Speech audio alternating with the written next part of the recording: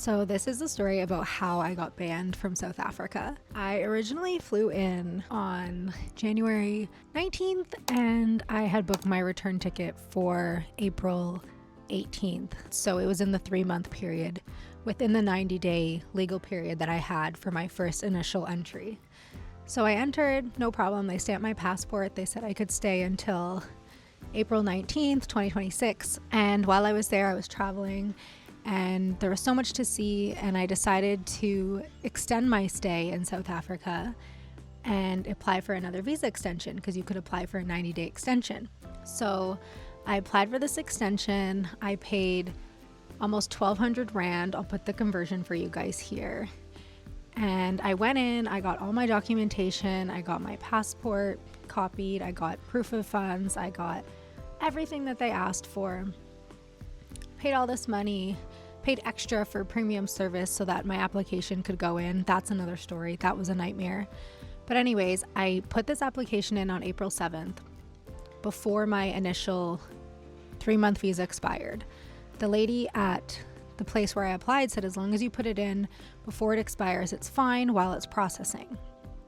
So I said, okay. I ended up changing my flight to June 25th and I was gonna leave then. So I had 2 months for this visa to process. I ended up having to change my flights again, and I ended up changing my flight to May 25th.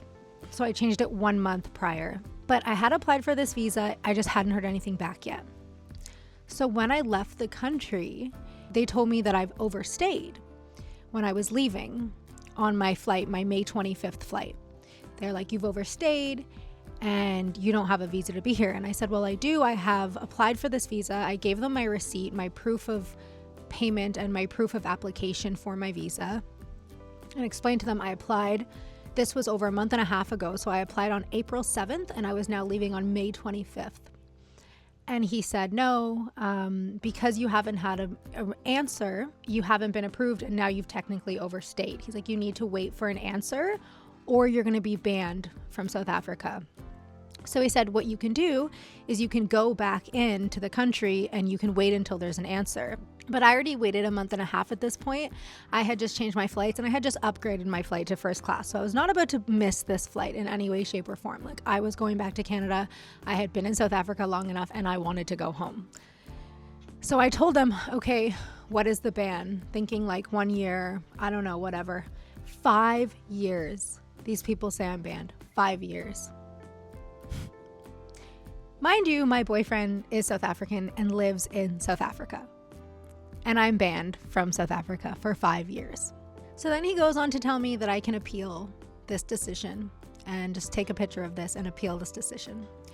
So I have put an appeal in. It was difficult to send the appeal as 15 megabytes of documents, which was my passport and my proof of payment that they had asked me for, was too big of files to attach to these people. So now I've put the appeal in. I'm waiting to hear back.